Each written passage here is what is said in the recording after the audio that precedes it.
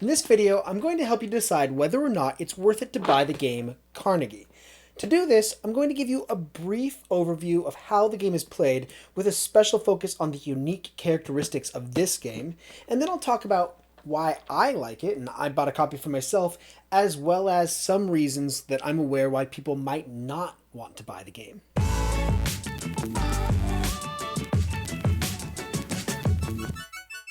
Carnegie is inspired by the life of Andrew Carnegie. In the game, the objective is to earn victory points by growing and efficiently running a company and making charitable donations. In other words, like a typical Euro, you'll use resources to expand your engine so you can get more resources and achieve objectives to get victory points. So yes, there's really nothing noteworthy about this theme, but rather this game is all about its fairly unique mechanics. In Carnegie, actions are departments on your company board. To access these actions, you will need to buy the department, assign an employee to work there, and pay the associated cost to activate that employee. Once an employee is activated, they don't have to be paid again unless they are moved to another department. Players start the game with identical company boards with some departments already built in and some employees already staffing them. Before we talk about what these departments do, however, let's focus on the core of the game. The real game is going to be focused on this area. This is the timeline. The timeline has 4 action markers, and you'll notice that the action markers correspond to the department types. Essentially, to play the game, players will take turns being the active player to choose one of the action markers in order to perform that action. Whatever the active player chooses, every player gets to do. After everyone has taken the management actions, the action marker moves 1 space to the right, and the active player passes to the next person in turn order, and then they get to select an action for everyone to perform. What makes this so interesting is that if the active player chooses an action and another player doesn't have staffed departments of that type, or doesn't have the resources needed to utilize those departments, they don't get to do anything. For this reason, sometimes a player won't necessarily choose the action that is best for them, but instead choose an action that is okay for them, but causes unprepared players to effectively lose their turn. As I mentioned earlier, a department is staffed when it has a worker on the space and the worker has been activated by paying the cost. That's not the only thing employees are used for, however. The other use for employees is represented on the spaces underneath these action markers.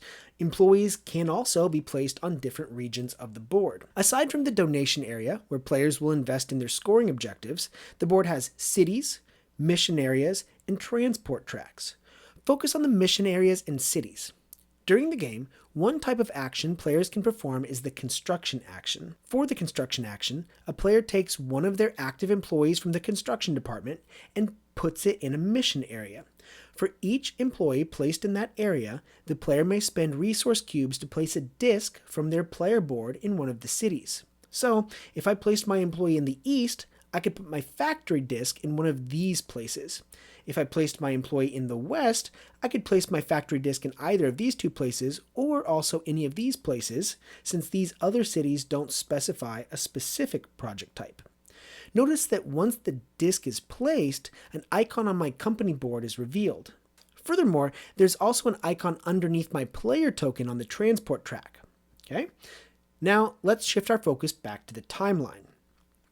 The timeline is how players perform actions, and it's also how they collect income. So, when a player selects an action, before the action is performed, every player will also have an option to collect income in that region. So, if I select this manage action, every player is going to be able to collect income originating in the Midwest. To collect his income, players must have a worker in the mission area, and a player must be willing to remove that worker and put it back on their company board in the lobby. If they do that, 2 things are going to happen. First, they're going to collect income for each employee according to where their player marker is on the transport track.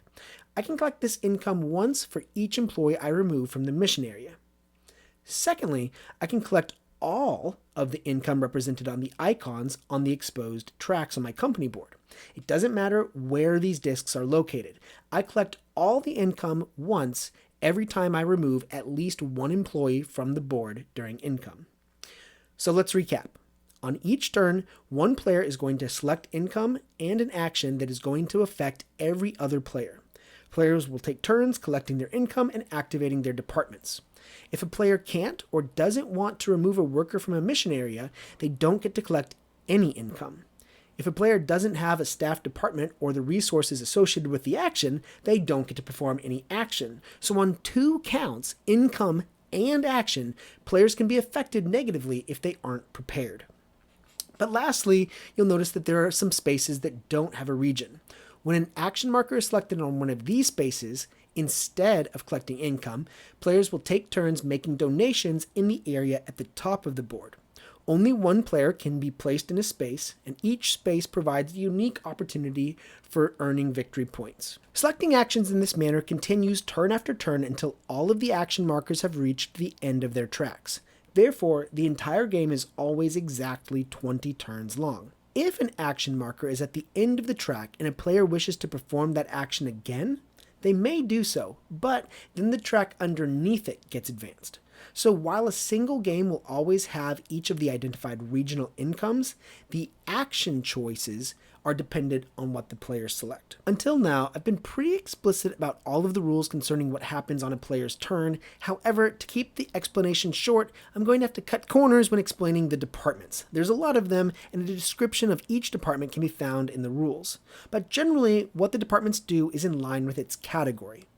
Human resource actions are always for players to move their employees within their company. Management actions are ways for players to collect resources or build new departments. Construction actions are the ways that players get discs onto the board, and research actions are ways for players to gain access to more discs or advance markers on their transport tracks. Also note that while the construction action is probably the most common way to get employees into mission areas, each of the other categories of departments also has additional ways to move employees into mission areas. This is very helpful when strategizing how to get enough employees on the board so that you don't miss out on income. At the end of the game, there are going to be a lot of ways for players to score victory points. They get victory points for having active employees, for placing departments, for pulling out their project tracks, connecting cities, and of course, the objectives associated with their donations. This is a game I really enjoy. In fact, earlier this week, I made a video talking about how I was obsessed with this game. However, the purpose of this video is to be a little bit more objective, and as I look at why I like this game, I find that a lot of the reasons I like the game are the same reasons why somebody else might dislike the game. But I'm still going to stick with the format and talk about all of the positive things in one go, and then I'll look at the other side of that coin and why the game might be something you should steer clear of. First of all, I've played the game about 6 or 7 times already, and I've won several times as well. At this point, from my experience of the game, it's pretty much a given that if an opponent is in a position where they aren't prepared for a certain income or they're not prepared for a certain action, you should choose that action so that they will effectively lose their turn. I take that as a given, and so as a result, the corollary is, if I'm ever in a situation where I'm not prepared, then my opponents will choose that action and put me at a disadvantage. So what that does for me is it means that the challenge in this game is that I must always be prepared everywhere. Make sure I have all my bases covered, that I have a worker in every single region for taking income, and that I have the resources and the staffing on my company so that I can always do something and never be caught off guard. I really, really like that about this game, and even though it's a bit puzzly, I find it really engaging. The next thing I like about this game is that there's no luck. In fact, the only randomization happens at the beginning of the game during setup. Other than that, there's no cards or dice to surprise you. It is just players playing against each other, and the whole strategy is planning and trying to anticipate what other people will do. That being said, a strong player will always beat a weak player. That's just how it is. In fact, the first time I played against a strong player, and I was playing online on Board Game Arena, and I was just absolutely destroyed. Now, the thing I like about that is when that happens to me in a game, my attitude is normally, oh my gosh, wow, I get it now. I understand the game. I want to play again. Like, I was so wrecked in my first game. The only thing I can think of is, well, let me try again. Let me see if I can do a better job. I immediately understood the puzzle, and then all I wanted to do was see if I could improve. I liked that. And then lastly, I really appreciate the cleanliness of these mechanics. I feel like Everything is there because it needs to be there, and there's absolutely nothing extra. Sometimes I play a game where I feel like there's kind of like additional point things that are on the side, and you can question whether or not they're really necessary.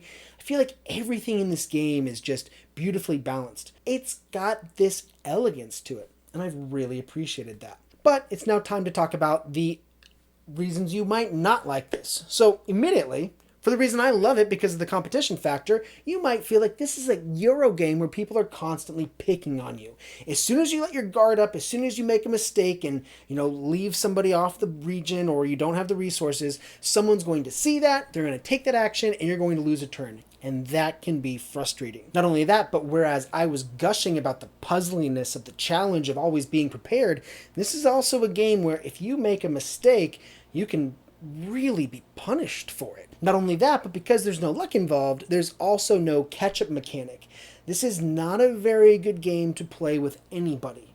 You definitely want to know your audience here. If you've got strong players and weak players, the weak players might be frustrated about learning a game that's really complicated and being absolutely destroyed by the strong players. And then lastly, and perhaps even most importantly, this is a game that no matter how much you read the rules, you will not know how to play until you have finished playing once. You can understand exactly how everything works, but you're not going to understand what's really important until you play the game, and you will probably lose, and then you'll go, oh, okay, now I get it. If you're not the kind of person who's engaged by possibly losing your first game and willing to try it again, then just don't get this game. Don't even try it. But if you kind of identify with what I said, it might be for you as long as you're willing to kind of learn through trial and error. That's my analysis of this game. Whether you'd like to purchase it or avoid it is up to you. I hope you found this review useful. Don't forget to subscribe for more. Thank you so much for watching. I'll see you next time. Bye-bye.